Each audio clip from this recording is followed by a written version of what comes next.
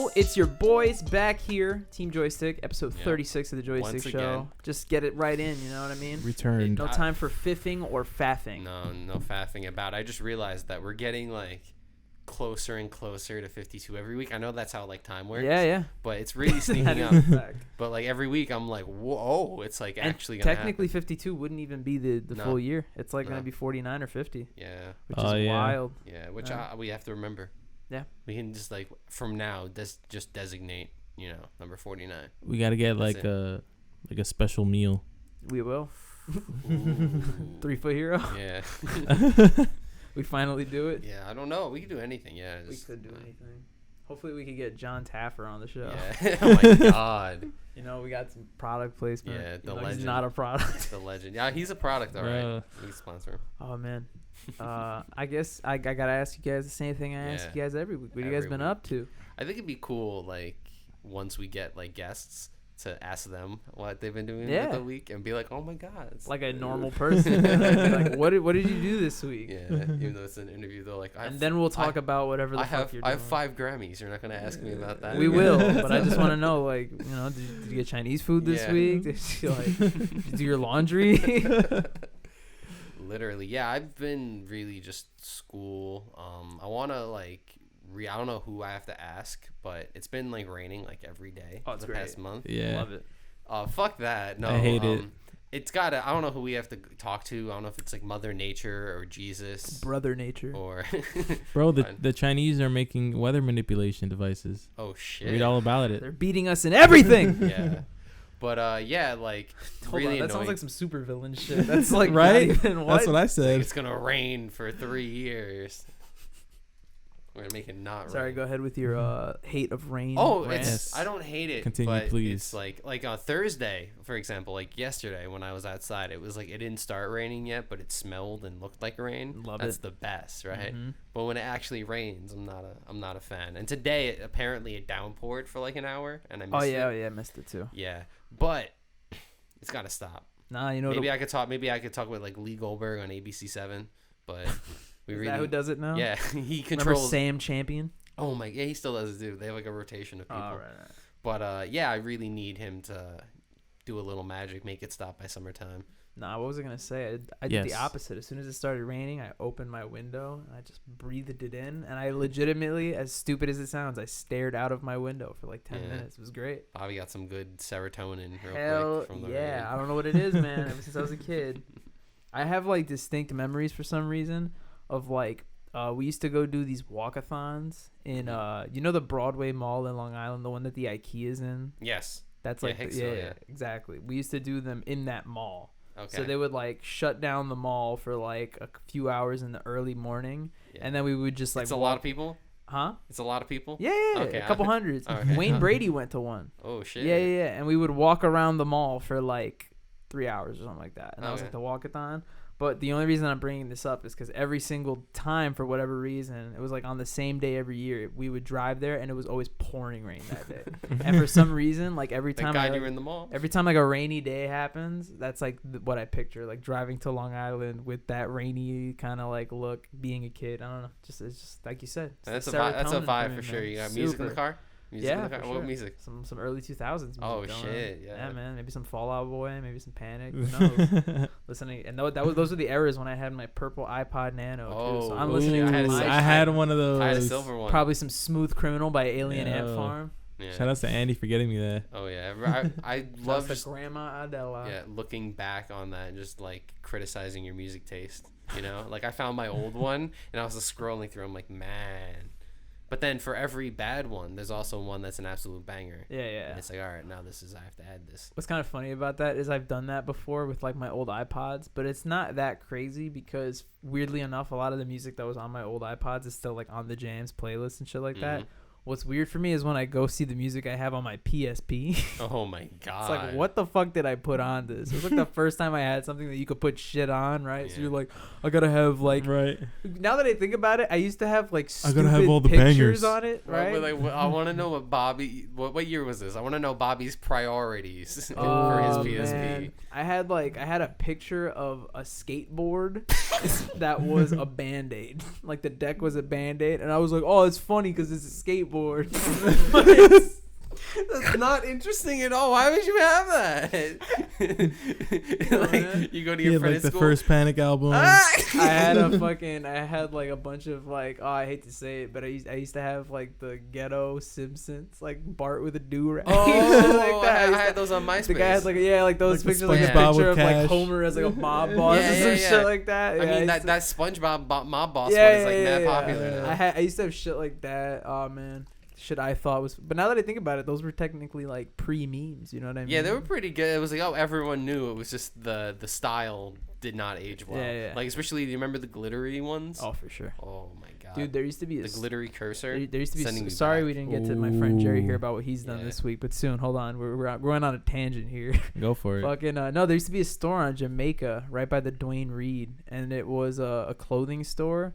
That, don't ask me what the fucking target demographic was. They like prioritized in making dress clothing. Okay. Like, don't get me, they're no fucking, amazing suit company. It was literally like a hole in a wall. But like, they make suits, or they order suits. Dress suits, probably shirts. But for some reason, they had another section that was those shirts, like the gangster cartoon character shirts. Made no fucking sense. Yeah. But my dad kind of knew that I was into that, so my dad bought me a shirt. So upstairs I have like a large shirt that does not fit me at all. It feels like a fucking dress, and it's like Bugs Bunny, Daffy Duck, and Taz, like all sagging jeans, throwing gang signs with like dollar signs and glitter and shit like that. You gotta wear that. Never worn it in my life. You got to wear it. Wear that on the never show. worn it once in my life. Definitely not even it. for sleep or anything. It's just cut it and like make fold it in my drawer. Make it like a sleeveless or something. Work out in it. Yeah, right? No motivation. Fire. I came from the streets. I think I know what I'm wearing next week. But Jerry, what have you been up to, broski? What have I been up to? I don't know. I just been like going through the process of this like web development thing. Yeah. I have to like schedule an interview.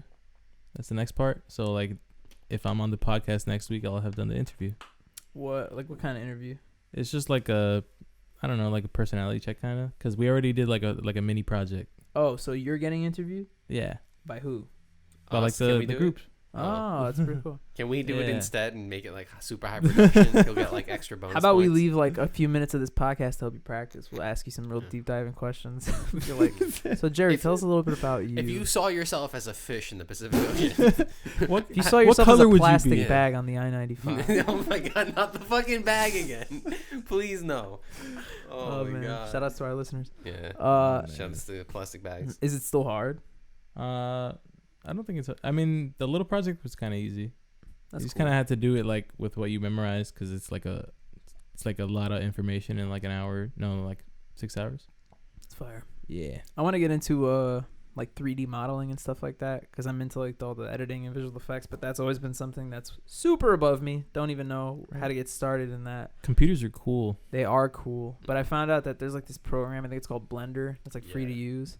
And then also, like, a lot of people use it to make really cool renders and shit like that. And then there's also a guy on YouTube who does, like, really solid, like, tutorials on it, like, from a beginner level. Mm-hmm. Where, like, I think at the start is, like, you make a donut or something like that. But I want to start and, like, see what I could do with it. Yeah, I know a lot of people run that program to, like, see how good a PC is sometimes. Oh, really? Yeah, like, they'll be like, oh, how good can the program run?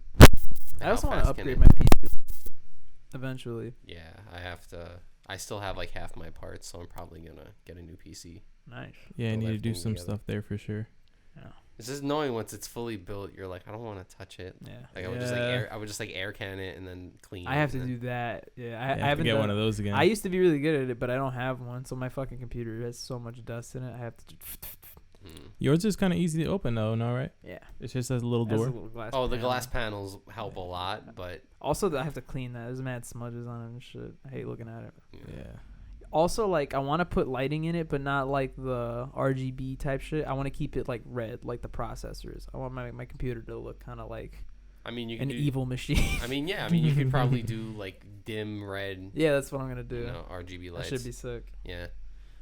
Like mine always had like the rainbow, like it did all the different colors, and I never figured out how to make it stay to one color, so it was just constantly that. It was like 3 a.m. I'm like, damn, I gotta shut my computer off.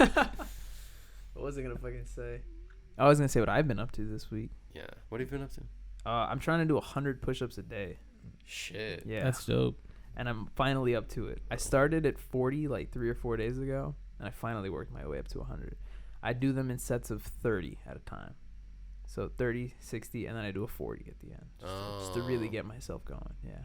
That's a lot. But I've got to say, I can't do that many in a row. Despite like, anything about muscle mass or anything like that, I have felt the most energized I have felt in fucking months. It is insane. Right? Exercise is crazy, man. I edited like 3 joystick videos. I like fully cleaned my room. I like organized equipment here in the basement, and I was like, this is great. Why don't people do this all the time? Yeah, exactly. It's so a good thing. That's the new vibe. Yeah.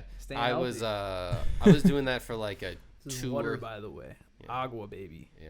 I was doing that for a 2 or 3 month span where I would just essentially like do that. I would do push-ups in the morning, and I was just like, oh shit, this like makes your day like way better. Yeah. But then like sometimes you'd go overkill and then your day sucks. Yeah. For a little bit. It's like, oh shit, man. Shit, I can't move my arms. My arms hurt a lot. Oh, bro. dude, that first day I was like, right after I did like the first like 20 Picking up the push-ups or controller. whatever. Yeah, I tried to play a game. And I like put my arms under the desk and I'm playing Apex and I literally can't play because my arms are just like going like that. And I'm like, I can't. I'm just going to go lay down for a few minutes. Oh my God, yeah. Dunzo. What the fuck was I going to say, man? You proteining up? No, not yet. I have to, though. I've been eating a lot, though. That's for sure. Like more than I usually do. That's the way to go about it, though. Yeah. But, I was going to mention something about... it was push-ups in the morning. Shout out to my uncle. Oh my God, yeah, your freaking uncle. Oh man, dude, I will leave him nameless. But I remember freaking me and my uncle were hanging out, and my man was like toasted, bro. Like he had been smoking, he had been drinking, like he was lit, right? Mm-hmm. And we were hanging out in the car, and we were in Pennsylvania. It was an Airbnb, and it was like we were there with my dad, my mom was there, my aunt, my girlfriend. So the women were in the house, and the guys were outside hanging out, like in the patio area. Mm-hmm. We went to the car, and my uncle's like out of nowhere, like we didn't even ask him, like it's just silence, and he's like, you want to know how I stay fit? And we're just like, yeah, what's up? Sure. He's like every day I get up, get out of bed, 20 push-ups, knock it out just like that. And they were like sick, and then my dad agreed with him. He's like, no, that's a great way to stay in shape. Yeah, whatever. And then there's another like silence, right? And then I have a pancake. I love pancakes. Bro, out of nowhere, dog. And that was literally like, ever since that happened, every time I see my uncle, I'm like, pancakes, right? He's like, bro. Pancakes. And kind of the best thing about it is whenever we go to a party and we're toasted, like we're lit, and I bring it up, he goes on a tangent about it. It's mad funny. Yeah, He's like, bro, you get the syrup on it. Bro, I'm all about the syrup, bro. He's got favorite I feel that. uncle, I feel it. He's got the technique down. I'm a waffle person. Yeah. I'm down with either one. Oh, man. all of them are good. I They're eat all Get good. a waffles waffle like maker, pour some every pancake other day, mix. You know what I'm saying? Oh, we have the interesting. Belgian waffle machine. Oh yeah, that one. My mom is a lit, first of all. Shout outs. I don't make my own waffles. I will admit, my mom still makes my breakfast. It's adorable. Okay. But she does like the whole thing where she makes the batter like at the beginning of the week, so it's mad easy. She just like pours it in the thing, and I have a fucking waffle. It's great. And sometimes at night when I'm hungry, I have a waffle. Yeah. Bro, how do you clean those things? I know, but it's like great. Why you just press it down? Is it kind of hard to clean those things? You just gotta oil it. No. And then, Wait, what? what? Nothing sticks because it's all oil. I mean, yeah, but you look at like oily. You know what I mean? Okay, you clean it. Wipe it. Yeah, that's what I'm saying. You just clean it. It's not even that hard. It's not like the indentations in it aren't that deep or anything. It's kind of like a smooth surface. So you could just run like a. I see. Anything. Yeah, you just clean it. Yeah. Oh, speaking of that, this is something I was gonna say earlier, and I was like, no, I will save it for the podcast. Yeah. So today, speaking of cleaning, I went to go do laundry. Mm-hmm. So I'll admit my laundry. I was slacking for a bit. I didn't like actually take my clothes down to do laundry for like almost a month. Mm-hmm. So my hamper was like overflowing. Yeah. So I was like, I need to do something about this ASAP. So I took all of the clothes that I needed to wash, apart from like towels and bed sheets and pillowcases, like the stuff that I could wash anytime because I have extras of that. Mm-hmm. And I took all my clothes and I put them in a bin downstairs. But my dad had clothes in the washing machine and I had to work. So I was like, I'll leave them there and then I'll come back later or tomorrow and I'll finish it, which I did today. So today I go to do the laundry and I open the thing, I do the soap, and I start putting my clothes in. And I put in like the first batch of clothes and I'm like, yo, I fucking smell. And I'm just like, I keep putting the clothes in, right?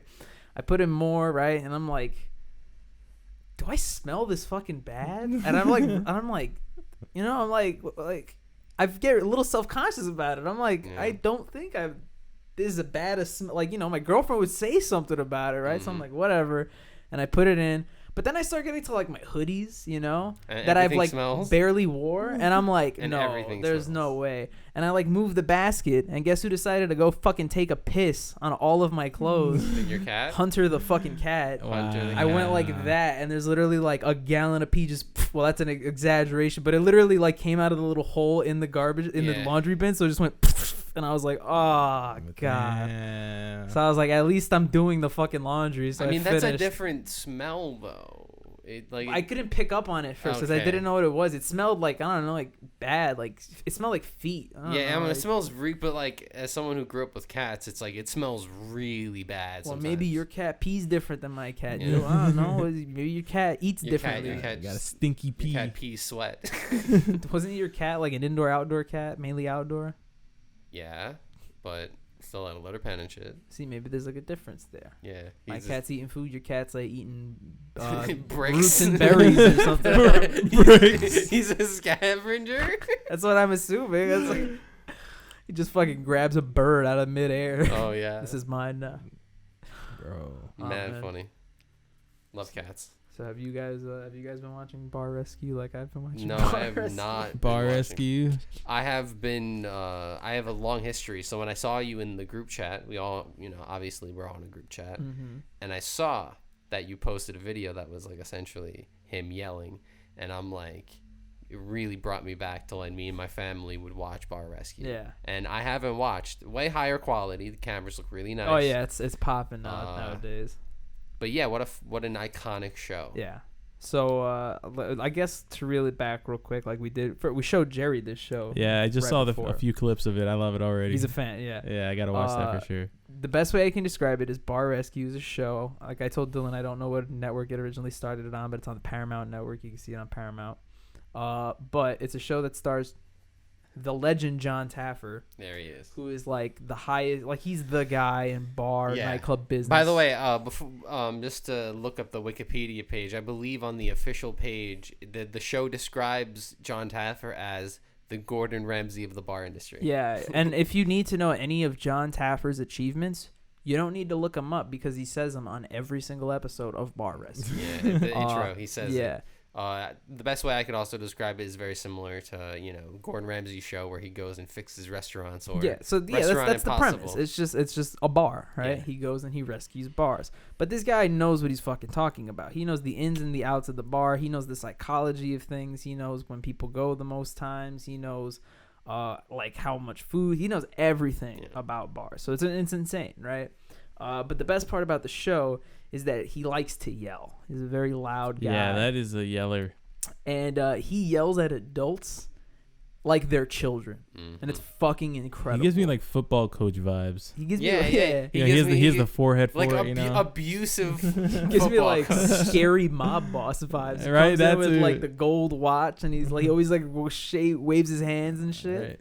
Yeah. But so what got me into Bar Rescue was I was flipping through Facebook one morning, and I don't know who it was, but somebody posted a video or shared a video from like their Facebook page, and it's basically it's a group of people at a bar, and this is I've never seen Bar Rescue in my life. I didn't even know it was a show. I thought it was just closed camera or closed caption. Circuit. A hidden camera show thing. That's what I thought it was. Which they do use. In the show. Yeah. So I'm watching it, and what happens is there's a bar owner. He's like he's like also bartending, and then there's 3 people sitting at the bar. It's like a couple and like a friend, and the friend with the couple asks for water, and the guy just ignores him. Yeah. And then the guy asks him again. He's like, "Oh, excuse me, sir, can I have a water?" And the guy ignores him. And then he leans over a little bit. And he's like, "Excuse me, sir, can I have a water?" And then the guy turns around. And he's like, "No, leave me alone." Like he gets really like pissy, and it's like, "Whoa, what the fuck?" And then he's like, "You're cut off. You're done. You're done here." And then the guy's like, "Why?" Because I asked for. Like, you guys genuinely confused. Like, "Whoa, what's happening?" And then the guy's like, "How many?" And he gets really aggressive to the customers. It's like, "How many shots have you had?" And then they're like, "We had 2 shots." He's like, "You're done." And then he's like, "How much do you weigh?" Because that's how much you can drink. And they're like, he's like getting really aggressive. So, and the best part of Bar Rescue is while this is happening, our man John Taffer is sitting in a car that's lit so perfectly, might I add, in the parking lot, off site, but he's prepared. Yeah, and he is within like tromping distance. Right. He can make a steady pace towards the restaurant. He'll get to you before he loses his anger. Yeah. It is the climax of the show because it's like they do it, and then some of the shows, like one that I love is Mystery Diners. I was gonna bring it up later too. Yeah, but they like sometimes they just cut. It's like they cut from, but no, you see the walk up. It's like it's the main like point of the show. It's just like it's one like scene. it's like a chase scene. It's like, oh shit, it's going down. Yeah, for sure. And that's when we know it's going down as he's sitting in this lit car. He's sitting in this amazingly lit car, usually with guests and his like team members who are all aficionados in their own different merits. And this happens with the couple and the guy, and then in typical John Taffer fashion, he's like, I can't stand this. I'm going in. This is enough. You know, and that's exactly how he talks about it. Insert He's a transition bit dramatic. Yeah, he is. So, but that's what makes the show, that's what you know? makes the show. So then he tromps into the fucking thing. And I don't remember all the specifics about it, but he asks him, he's like, what are you doing? I would have loved if you just asked for water. And it gets to the point where the bar owner is like, he's like, you know you're being an asshole, right? And he's like, yeah. And then he's like, so you know you're an asshole. And he's like, yeah.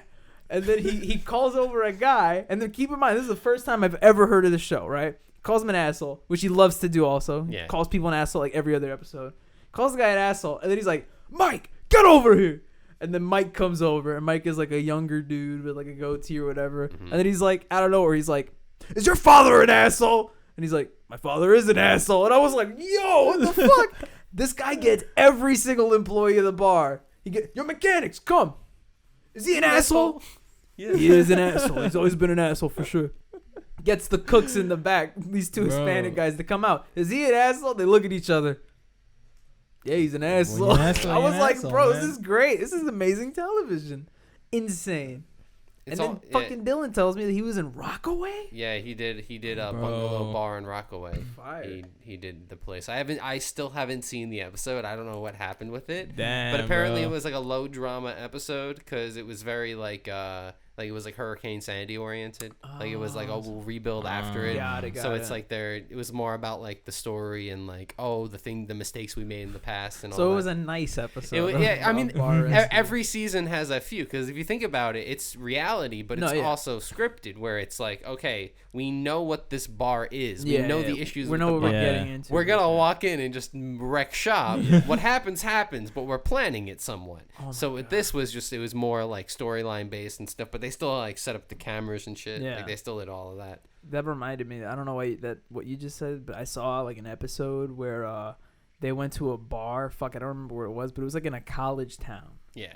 And there was literally roaches everywhere. It was fucking disgusting. There were roaches in the bottles on the shelf. Ugh. And John Taffer asks the bartenders, he's like, how often do you see roaches? And they're like, a couple times a night. They walk on the bar, and we're like, what? I was just like, what the fuck? Yeah, you notice that in like Kitchen Nightmares too, where it's just like mad places are just so fucking dirty, and just to think that you may have walked into a restaurant and eaten at a dirty. Kitchen Nightmares is the one that I watch. Yeah, that show is. I don't watch a lot of that. Have you guys seen Restaurant Impossible? It's literally bar rescue, but restaurants, and the guy is like, still daunting, but they go like the more emotional route, as opposed to like, oh, we might lose the restaurant, as opposed to like, you fucking asshole. It's a way different vibe, but he's still buff dude towering over everyone else. You need that. You can't have like a weak guy. Your restaurant sucks. Yeah, it has to be. It has to be. It has to be a John Taffer-esque, exactly, like a scary man. Oh my God. You can't have like a weak little man. So I've seen some shit, right? Because I watched a lot of episodes, a lot of compilations since I found out about this yesterday or whatever. It's been a huge. It's been a big 48 hours. Yeah, for sure. But what you would call it? So I've seen a bunch of clips of like the roaches, and I've seen clips of like raccoons in the bars and shit like that, right? So they're doing a bar, I'm assuming in like, Texas or some southern state, where there's a lot of like cowboys in the hats and shit.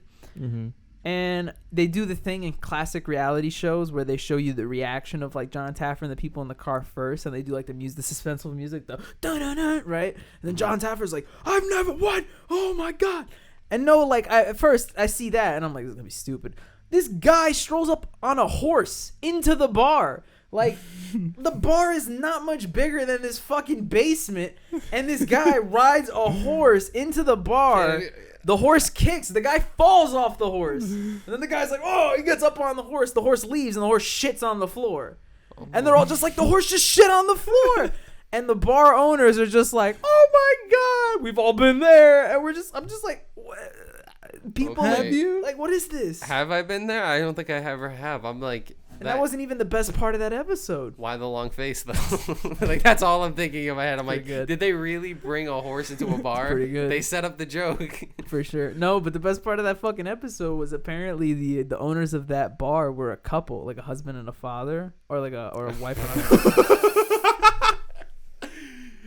Damn, you're right. It is Texas. Yeah. Damn, that's definitely the South. You definitely got the Southern part right. It might be Alabama you're talking about. Let's try that again. Anyway. Husband and wife. They're like a husband and wife, right? And they're the owners of this bar, but their daughter also works like for the bar and at the bar. But and the husband, she's also married. No, the husband and the wife are just fucking, they're drunks. But the wife is like horrible. She's had like 18 drinks that one night. So there's a part where John Taffer brings them aside, and it's him, and it's the husband, the wife, and the daughter, and he's trying to have a conversation with them. Yeah. And the husband kind of keeps it together, but he doesn't know anything. Like John Taffer asks him a question, he's like, I don't know, we did this. And she's drunker? And she's drunker, bro. Oh so she's God. like, I love you. I'll listen to you, anything you say. And you can see John is getting visibly frustrated, but he's not yelling. He's like, okay, I get it. Yeah. And then he's still trying to talk to him. And then John quickly realizes that the only person on the table who makes sense is the daughter. Yeah. So he goes to the daughter, and he's like, let's just say her name is like Alyssa. He's like, Alyssa, please tell me about da-da-da. So she says, da-da-da-da-da-da. And then the wife goes, da-da-da-da-da-da. And John Taffer just looks at her like, goes back. Okay, Alyssa, right? And then she butts in it again. She's like, I'm sorry. The meter. She's super drunk. And then John Taffer looks at her. He's like Donna? She's like, yeah. Shut up. And she's like, shut up. And she's like, okay, I'll listen to you. He's like, you're going to shut up? She's like, mm-hmm. So then he's like, thank you. He's like, thank you. He goes back to Alyssa. He's like, so then she's like, but I can't promise. And then he's like, this is the most frustrating conversation I've ever had. I shit you not. I'm not exaggerating for this. This conversation's like at least 3 minutes long. At least 3 full minutes of that happening. And then John is finally like, I'm done. And he just like leaves. It's the most frustrating thing to fucking watch, let alone be part of. They cut that, and John's like, you made me fucking do that. You made me talk to this drunk ass woman. Oh my God, that woman was sloshed, bro. Sloshed. Which is a common thing on that show. There's a lot of bar owners who like to drink in their bars. That's a huge issue. Not just females, a lot of fucking men too. Yeah. Who wouldn't want to own a pirate-themed bar? Yeah. It's an adult's dream. Oh yeah, that was great. There was like a fucking deluded woman who opened a pirate-themed bar, and she's like, it's dangerous and a little sexy. And then the editor's great because it cuts to like a huge guy with like a beard eating a meal, and then like a fucking male pirate with a white goatee, and like nobody in the restaurant. Oh my God. But one kind of cool part of the show that it wasn't, how do I say this? It wasn't like your typical bar rescue moment in the sense of like, angry John Taffer or whatever. But it was actually an episode where he was like staking out a bar that was it had like 4 dudes behind the bar. It was just all guys. And like they took note of it, and then they found out they had like a hidden camera when like the recon guy asked them. He was like, women just, they slow it down. Like I don't know a woman who's faster or a better bartender than me. And he's like super misogynistic, you can tell. And then at a further point, it like infuriates John. So John walks in, he sits down with the owner. He's also the owner of the bar. He's like, but really calmly, he doesn't yell at him. John's like, why don't you have any female bartenders? And then he starts to sweat a little bit, and he's like, he starts smiling. He's like, in my experience, I've never met a girl who could do it as fast as me or as good as me. So that's just how it is. Please tell me you set up a contest. And he's setting it. Yep. Oh my god, nice. That's great. Before, that's the best way while to do he's it. watching him say that with the recon guy in the car, there is a woman in the car whose name is Mia, and she also happens to be one of like the mixology experts, one of the bartenders. She's a bartender. And you know, it's in my opinion, like I obviously if you're a female, you'd be enraged, but I think they overplay it a little bit. She's like, oh my, you know what I mean? It's but you can tell she is very much like annoyed by it. Like it's not fully fake, but it's the show. The point is John comes in first, sits down with the guy, they have the conversation, and then she walks in second, and he sees the girl, he's like starts to think, and then John is like, do you know who she is? And he's like, no. She's like, this is my friend Mia, and she's about to prove to you just how fucking wrong you are. Get behind the bar. So both of them get behind the bar, and he's like, I'm gonna give you 5 drinks, 5 very common drinks. You're gonna make them as fast as possible. You ready? Yep. And then he gives them off. It was like a martini, an old fashioned, margarita, 2 other things. I don't know what they were. Bloody Mary and something else. Yeah. Gives the drinks, right? They get to it.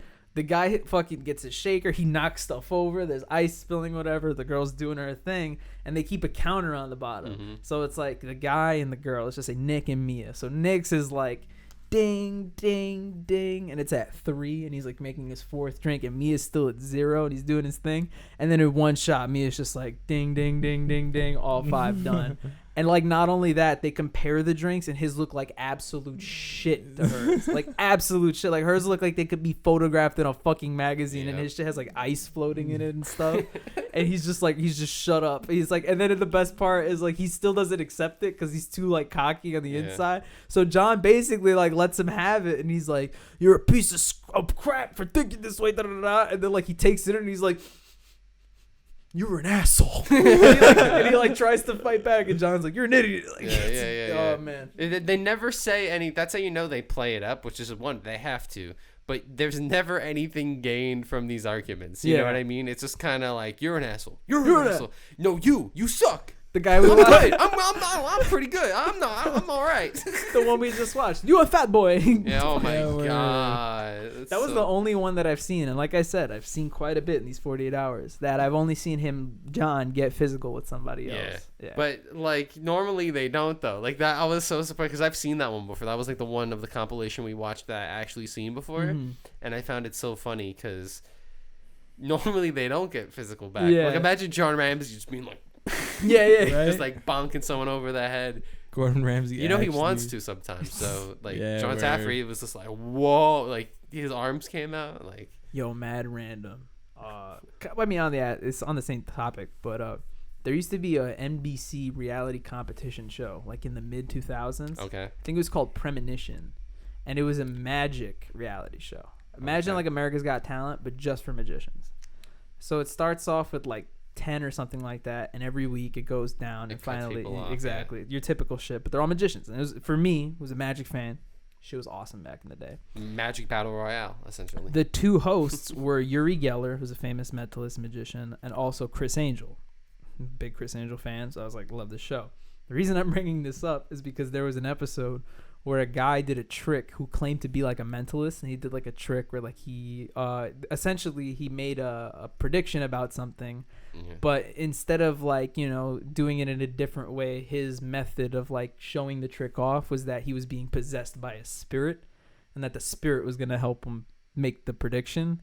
So the trick works. He does the trick, but it's really over flashy. Like the guy looks like he's seizing in his chair, and he's like writing the thing. And the whole aspect is he writes like this fucking scribble, and he shows it to the person, and she's like, "I don't know what that is." And he's like, "Wait, I gotta show you." He's like out of breath, and he puts it under a mirror, and it was backwards, and it is the thing. And she's like, "Oh my god!" And people clap or whatever. But Chris Angel's not fucking having it. I mean he is not having. It's not. It's basically a performance. At that point. It's not magic. Yeah. So Uri Geller, he's like nice about it, right? He's like, "I didn't." He's like an older man or whatever. But when it gets to Chris, he's just not having it. Chris is just like, "I think this is a load of bullshit. Honestly speaking, I think you're being mad flashy. I don't think you're actually doing what you say you are or whatever." And then he gets to a point where Chris Angel's like, he pulls out like an envelope. He's like, "I got an envelope in my pocket right now. If you could tell me what's in this envelope right now, I'll give you $2 million, my personal money." And I bet you can't because you're a fraud. And he's telling the guy, but the guy gets mad physical, and he's like, "You're a bigot. This, that, and the other." He actually walks up to Chris Angel to try to fight him. And keep in mind, this is live television. Yeah. So this is live happening. So he like goes up to fight. It was like the first time I've ever seen something like that happen on live television. The camera cuts to like the host, and in the background, it's like people separating Chris Angel from this guy with Uri Geller, like old ass Uri Geller, like calm down. And then it cuts to the host, and he's like, "We'll be right back." And then it like cuts to the commercial. I was like, "Yo, what the fuck is this?" That's live, so they really have to cut it into Yeah, high yeah. gear. If that happens in like a recorded show, you're like, keep rolling. This Oh is yeah, sick. Right. for sure. Yeah, but in live TV, You don't they're know what the just fuck like, is gonna happen, and it's- Chris Angel's part of it. Fucking breathe fire or something. Don't touch his hair. Man, I always keep some gasoline in my throat just in case I need to destroy some David dudes. Blaine. yeah, right. I keep some kerosene in my stomach. That guy is barely even a fucking magician. That guy's just a crazy person. But he does actual magic. No, he does. His hour-long special is like one of my favorite things. No, yeah, for sure. Like there's no denying it. David Blaine might be one of the best magicians of all Do you time. remember? But his performance and his endurance stunts are just like holy fucking. Do you shit. remember the David Blaine sketch back in the day? The David Blaine. Of sketch? course, I remember David Blaine. What was David Blaine Street Magic? Yeah, bro? yeah. Yo. Oh my god, bro. He's like, Stares he's on at the camera. roof. What was his name? Eric? Fuck. Cheez-Its. I don't remember. No, that they had well. names. Remember? Yeah, He fucking yells at him. yeah, He's like, yeah. Eric. Yeah. And it was this guy. It was fucking from Wild 'N Out. What's his name? Mikey Day. Mm-hmm. Current SNL cast member. Correct. I Yeah. remember. I watched that like last year or something, and I looked it up. I'm like, wait, that's him. Yeah. I was like, let's go. Crazy. Pissed orange soda. They really made it. Those were the best, man. That was like some of the earliest sketches on YouTube. Early YouTube sketches are incredible. Iconic, bro. They're so good. You remember Boxy? Even though that's not a sketch. No, I didn't. I remember Boxy, but You didn't. I was nope. You wasn't watching Boxy I'm make afraid funny not. faces. I'm afraid I Touch wasn't. your face. Yo, you know what I'm hyped for? That new Bo Burnham thing.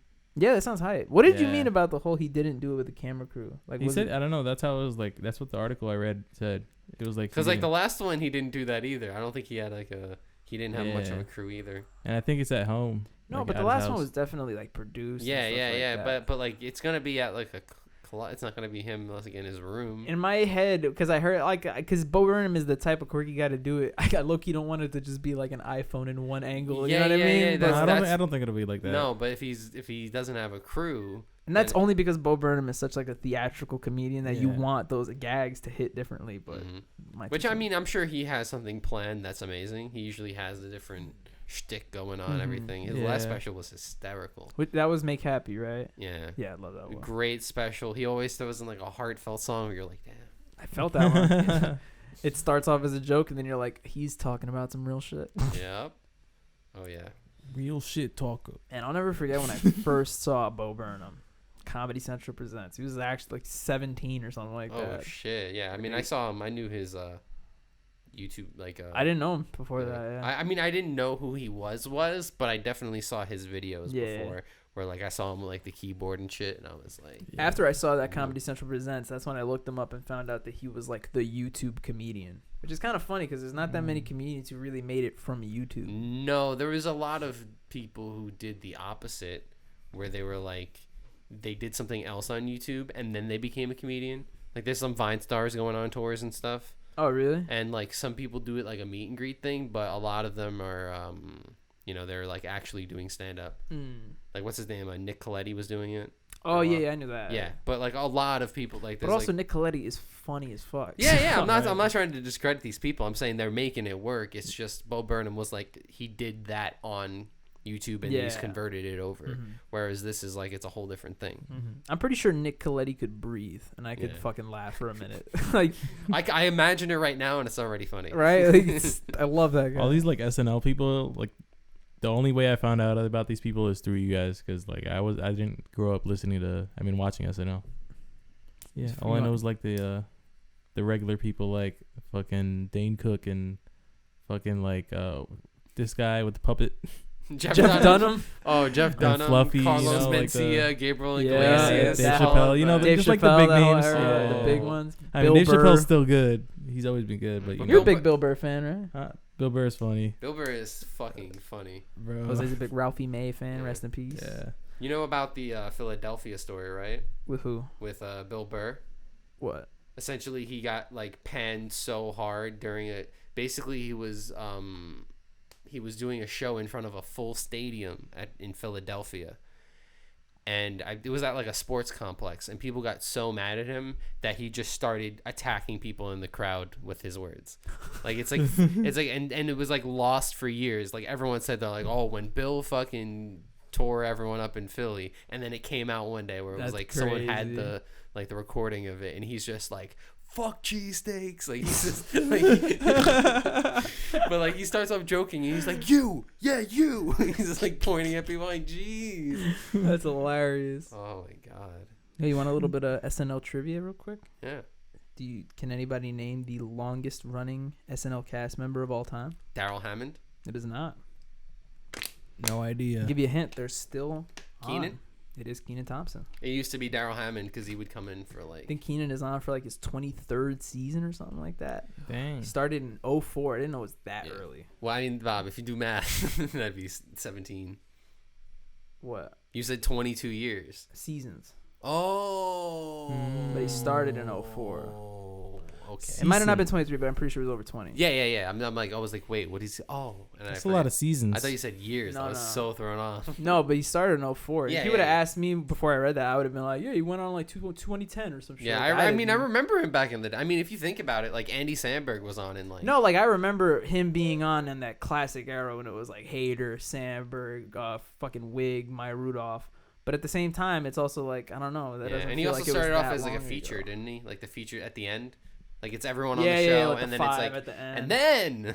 Yeah, but he's still on. Yeah. And they interviewed him recently because he has like a sitcom coming out. It's called Kenan. Yeah, I've seen. And they asked him, they were like, are you gonna be like making other like ventures from here other than SNL? He was pretty much like, I have no intentions to leave SNL. I'll do the show and SNL at the same time. And I was like, that's cool because if you think about it, that's pretty much Kenan's thing. He's always been on like all of that. He's like a sketch performer.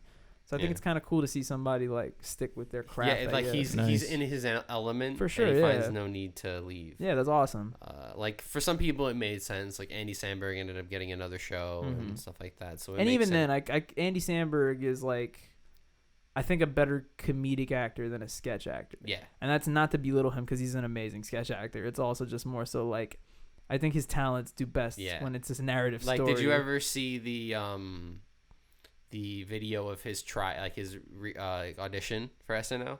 No, I did not. He basically does like a bunch of characters, and it's like an out of breath 80s guy or something. Like he just does like these super strange, weird characters, and he's just like, but they're all like very similar. It's like he does something way up his alley. I'm like, geez, this guy's funny. That's probably the best way to do it, right? Come in with your sense of humor. Don't come in trying to copy somebody fucking else. Just do what you make. A lot of those videos are good. I forgot. But it'd be like if Jose walked in, it'd be like, yo, what up? That's my audition. Like, who is this guy? Exactly. I speak my truth. That's kind of like what Pete Davidson is, though, on SNL now. He's kind of like the blunt guy of our generation, quote unquote. Right. Shout outs to Pete fucking Davidson. Yeah. And I like that too because they basically just have him do like a stand-up routine. That's essentially what it is. Yeah, like, that's the best thing about Pete Davidson on SNL. He basically comes in for like commentary and shit like that. He does a sketch here every there, but if he's not like rapping in his stupid rap video, he's like just on Weekend Update, like making commentary jokes and shit like that, which is his forte. That's what he should be doing. Do you have a favorite SNL member? Ooh, because I'd have to think about it. I'm pretty sure like I have a lot, man. Yeah, because Bill is an absolute legend. Bill Hader is for sure top 3. Yeah. Bill Hader's a beast. Fred Armisen is up there for me too, but I think it's more so whenever he's with Hader. Yeah, that shit is fucking hilarious. The combo is always good. But then again, Fred Armisen is in one of my favorite SNL sketches of all time. The one where he pretends to be Andy Samberg and Zac Efron's mother for the Totino's pizza roll commercial. Yeah. I am your mother. You ever see that? No. Oh my God. There's a shout outs to Mikey, by the way, who's definitely watching because I know he loves this sketch. It's a sketch where fucking Andy Samberg and Zac Efron are playing like teen actors in a commercial, and then the commercial's being directed by Jason Sudeikis, and their mother for some reason is being played by Fred Armisen, like in a wig and a dress or whatever. They didn't get a woman. So the line that she has to deliver, I think one of the son makes fun of the mom's cooking because she makes the Totino's pizza roll, and she's like, it's way better than what she makes anyway, and all she's supposed to say, or he's supposed to say, is, hey, I'm your mother, right? Like that. But every time, like they're like, all right, roll it, and they go. She's like, it's better than what she makes. She looks at him and she's like, I am your mother, and it's like mad, like intense, and they're like, all right, cut it, and it starts really chill. They're like, all right, let's roll it back. Let's try a different take. Try to do it like more relaxed. She's like, okay, cool. I am your mother. And then then halfway through, she's like, can you try it a different way? She's like, I'm your mother. Like, she's like, yeah, do that. She's like, oh, okay, cool. And they're like, roll it. And then she starts like breaking plates. And she's like, I am your goddamn mother. She's like, she slaps Zac Efron in the fucking face. It gets super aggressive, but I love that fucking sketch. I think that's the best thing about sketch comedy is just like replaying that same thing over and over again. Like my favorite sketch comedy show would probably be The Whitest Kid You Know. I was about to say that's definitely your thing. And I've been going through and watching the old episodes on YouTube because they're all up there. What a great, like, they would just commit. It wouldn't even be funny for the first like 3 minutes of the sketch, but it's about the punch. It's about like that commitment, and I just find that like that's so like you're really trying to make it. My favorite Whitest Kids You Know sketch is the poop sketch. Oh my god! So this, I'll explain. Have you seen this? I don't know if you've seen the poop Jerry sketch. would love this. Okay, so essentially, it's like a Mormon family. You don't know what's going on, but it's just like proper husband and wife and their kid, and they're like being super strict with them, and they're like, he's like. He has to poop in a bag. I don't even know how to explain it. So essentially, they taught their kid that like he has to like poop in a bag or whatever. And so they leave, and he's like, "Oh, it's my time to be free," even though and so she just starts like stacking chairs up and like playing because he's not allowed to. But he keeps on going. But he keeps going, and then his dad comes home. And he's like, I'm going to live on a mountain of chairs. I'm going to live on a mountain of chairs. And he stacks a mountain of chairs. All of their sketches are great, though. Like, they're all so good. The Nerf nuke. Oh, my. Like, there was one where it was like nicotine relief, but it was shaped like a penis. Really? Yeah, and you had to like give it a blowjob to release the nicotine. It's like, man, no one wants to smoke now. I was gonna ask you, did they make internet sketches at first, or did they just get the show right off the bat? I think they did like live stuff first. They did like improv stuff. Oh, okay. Yeah, they did like live performances they all went to school in Manhattan, I think, and they did like. And then they just got the show. Yeah, cool. And then they got the show on Fuse, and then after that I went to IFC. And then from there, they were able to just do, like, uncensored fully, tons of nudity. If they did have it. Yeah. Wait, who were we talking about? The Whitest Kids You Know. Oh yeah. Like Dylan's favorite sketch group. But a lot of their sketches did get very popular online, which is good for them. What's the one where they're having the meeting and the guy shits himself? Yeah. Office meeting. That's on the first episode, that one. There's like one where they're just having like a regular business meeting, and one looks like he's having stomach pain, and they're just like, "You okay?" And he's like, "Yeah, I'm fine." And then he's still grunting. They're like, "Do you need to go to the bathroom?" And he's like, "Just." Then they smell it, and they're like, "Did you poop yourself?" And he's like, they're like, dude, and then they're like, get mad. They're like, nah, get out of here. And he's like, no, it's fine. And then he leans into his pants and pulls out like a fake turd, like a fake piece of shit. And they're like, oh my god. And then he just like throws it in a wastebasket. They're like, no, just fucking leave. But he plays it so well. He's like, oh. Yeah, but they keep trying to keep the meeting going. Yeah, and the guy's like, I'm leaving. He's like, last week John was late. Today Timmy's got poop on his hands. It happens. Oh man. Shit. And then like for their last season they did the craziest thing where they did the Civil War on drugs, where essentially at the end of every episode it was like the best way I can describe it was like a show within a show. Like they would do like, remember like Moody's Point from the Amanda Show? Yeah. Like something like that where it's like a completely different show. And it was brought me back. Yeah. So it was essentially that, but they were they essentially got the Civil War mixed up with the illegalization of marijuana. So they were wearing like the American flag apparel, and they were told as they were going on a smoke break that they weren't allowed to do that. Them thinking that this was a whole thing, they thought that the whole Civil War was over weed. And they somehow they meet both generals from each side. They end up in the middle of the war. So it's just the whole Civil War thing about. But they think the whole thing, and there's tons of weed jokes, but they think the entire war is just weed. And then at the end they find out, they're like, wait, what? Those guys commit, man. Yeah, 5 seasons, I think. It's not as good as Last Slice or Last Slice 2. Last Slice is way better. If I do say so myself. Some premiere acting there. Yeah. I cried. All right, I did too. I did, and yeah, it was actually, you got nominated for an Oscar. I heard, a BAFTA too. Yeah. A BAFTA. Still waiting on that. I'm gonna send it That in sounds one like day. a Pokemon. You better wait. Oh yeah. I don't know why that reminds me. That reminds me of when the Arctic Monkeys won the award and he dropped the mic on stage. Invoice me for the microphone. Yeah, I remember that. Baller moment. Oh yeah. Imagine winning an award and then breaking the microphone. Yo, I just saw someone. What are you eating? I just saw a video of somebody receiving an award. I think it was like a pack of fruit snacks in my pocket. I think it was like the Mr. Bean actor, and he just like goes up and like takes the award and sits down, like he doesn't say anything. Oh yeah. Oh, that's sick. Yeah. Or like when, I didn't know eating was allowed on the podcast. Oh, if it's Welch's fruit snacks, it is. I know what I'm doing. Back in like the 70s or the 80s, when Marlon Brando sent the Native American woman up instead for him. You ever seen that video? No, but that's cool. It's like it was like one of those like stances that they take at the award shows. Back then, I think it got criticism and people were like, "No, get off" or whatever. So it was basically, instead of Marlon Brando giving his like best actor speech, it was her to like talk about, like, I think it was like about keeping the lands like safe and shit like that or whatever. But people were like, "That's not Marlon Brando." Hey, why did she get the award? And there's people genuinely confused. They think she won the award. Is that Marlon Brando? Marlon Brando. She's a woman. She can't win an actor I didn't award. know he was playing Pocahontas. Was she in like the full garb, or was she? Oh my god, with the headdresses and everything. Oh It shit. was a younger, wasn't it? Like a Who? Scarlett Johansson? What? It's a joke because she plays non-white women. Yeah. What non-white woman does she play? It's like a. She played Ghost in the Oh, Shell. yeah. She plays not what she is a lot, which is fine, but Yeah. you got to do it. You got to make it's sure a meme then. You mean she's an actress? You got to Yeah. hold that. You got to make sure that she's. It's like people that were like what's his name? Thank you. This is great.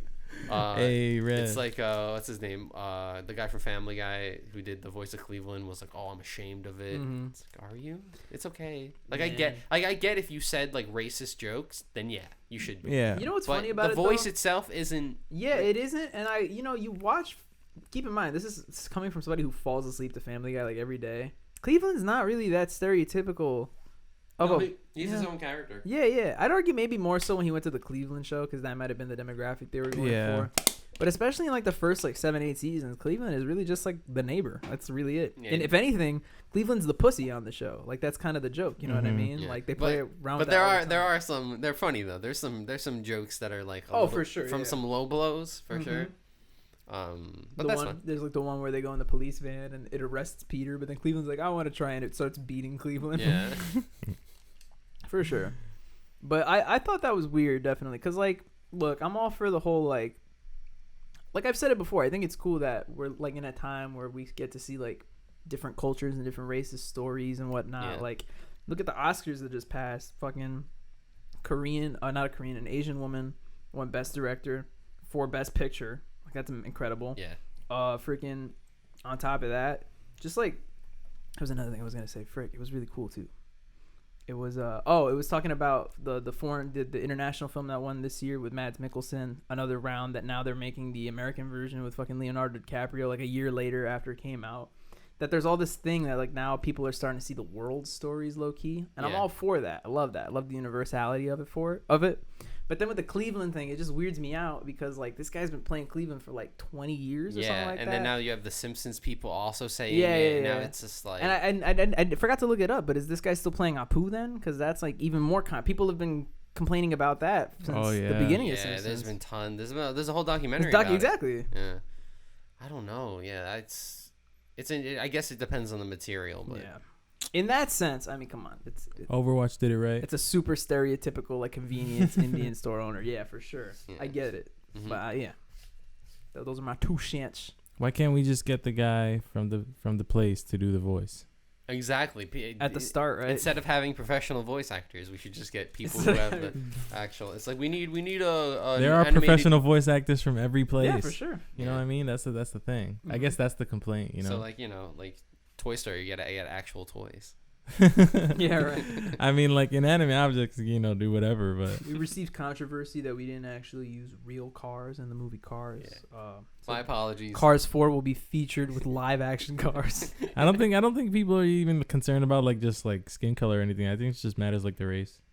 I think it's just like the authenticity of it. Yeah, it's like how it's portrayed, right? Yeah. Mm-hmm. Yeah, but then again, that's such like a thin ice thing that. Just one wrong turn, and people will find like the thing that they don't like. I mean, that's not to say that they're idiots. 2021. Like that. It's just like I find things that are like annoy me too when I see shit like that too. Yeah. Joey finds a lot that shit that annoys him, but it's just more so like there's just some things that it's like, are you really gonna start a whole big thing for it? Yeah. Or are you just gonna be like, that's stupid? I'm annoyed by this. Yeah, exactly. Interesting. It'd be like that. Shout out to cancel culture. Yeah. I mean, there's a lot of stuff for people to be mad at now. People are like, oh, well, look at all these things. And people are at home or have been at home for this past year, so they just have the people have the time and the energy to be mad. This is definitely been the year of like people doing deep dives on other people. Yeah. And like, I got time for this. And some of it has been necessary. Don't get me wrong. We've definitely made some fucking progress in a year. But people got their commute time to investigate. Yeah, right. Or just people. I mean, out of any like, I watch a lot of like cold case and like murder stuff, like documentaries. And this last year was like the largest year for cold cases, like finding them out and finding out who the killer. Yeah, like finding out who the killers were. Oh, that makes sense because because they ran out of murders. Not ran out, but they were like a lot of people had time to look back on stuff, and DNA evidence with like 23andMe and Ancestry sucks for those murderers. They use the DNA information from that, and they're just like, oh, it's someone in this family. Well, this is the only guy that's left, and he lived in like within 5 blocks of the person. It's like, okay, it's him. You're just fucking sitting at home watching The Price is Right.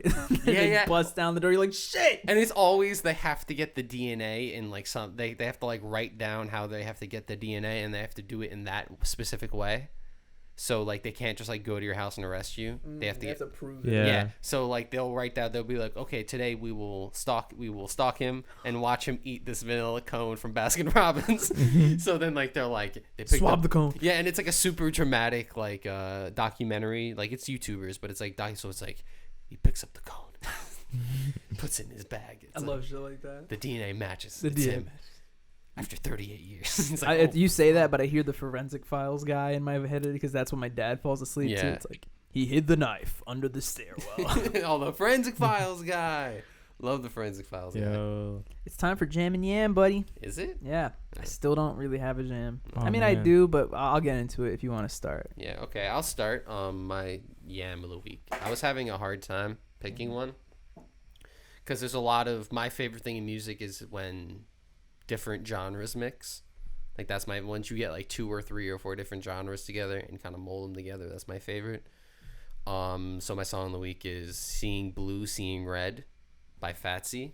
Very good song. Kind of like emo rap, but it's like a techno beat kind of thing going on. Really nice, kind of poppy. At the end of the day, all these different genres come together and they just make pop music. It's fine. I mean, that's what it ends up being. But I mean, super sick. Dope. I used to hate pop music, so Seeing Red, Seeing Blue, or Seeing Blue, Seeing Red. Seeing Blue, Seeing Red. Cool. I actually don't know.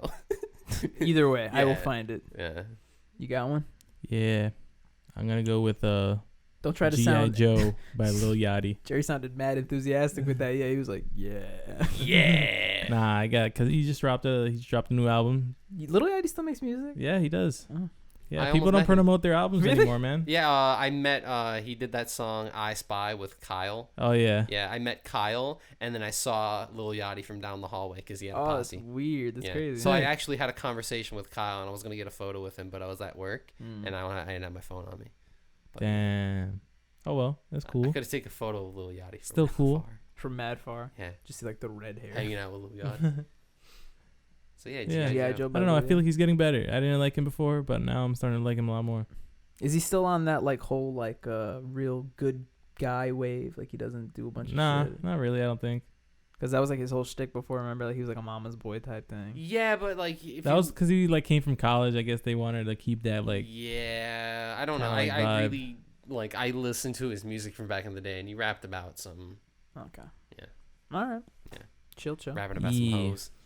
Real quick, the jam of the week was gonna be another Royal Blood song, but that's only because the new Royal Blood album dropped today, and it's amazing. So, album of the week for Bobby at least, jam album is gonna be Typhoons by Royal Blood. So go give that a listen. Oh but yeah. The jam of the week is gonna be actually a Latin song by Bad Bunny, Jhay Cortez, and J Balvin, and it is called No Me Conoce. It's the remix though, not the regular one. No Me Conoce. Shit is fire. What happened? I think I know that song. It's kind of dope. I dig it. So yeah, that is the yam of the week. It's not a yam. It's a yam. What the fuck was that? Did you hear that? No. What? Oh, maybe it was that. Yeah. I thought I heard a crinkling behind me, and it was me. I was like, is there a ghost eating a... Fuck, we finished the bar rescue talk. There was an episode where the people at the bar legitimately thought there was a ghost in the bar. I mean, there was. No. They're hanging out with too many cats, you know? Get What startled they by should have themselves. done is they should have got like the ghost hunter people or the ghost adventure people to come in. Crossover. Oh, man, I think they really need us to go over there and show run these shits. Right? You know? Oh, there's some potential there. You some know? Jimmy Timmy Power Hour type. Right. Oh, that was Right. epic. Yeah, it was. Damn straight. When that came out, I was like, "Oh shit!" Right? I was like, "Oh shit!" It'd be like on like a Tuesday too. You're like, "Perfect, I'm home." Right? Like, okay, I remember the first one came out, and it was I need the just TV at this time. the first one was just like Jimmy and it was Timmy and the Jimmy graphics. It was like CGI Timmy, but then the second one came out and it was Jimmy and Fairly Odd Parents. And it was like, yo, what the fuck is this? They really did it. Yeah. And then they made a third that I didn't watch. So no, I didn't watch that either. That was past Yo, the my... 3D freaking Timmy, that was weird. yeah, right. Or 3D Cosmo Wanda.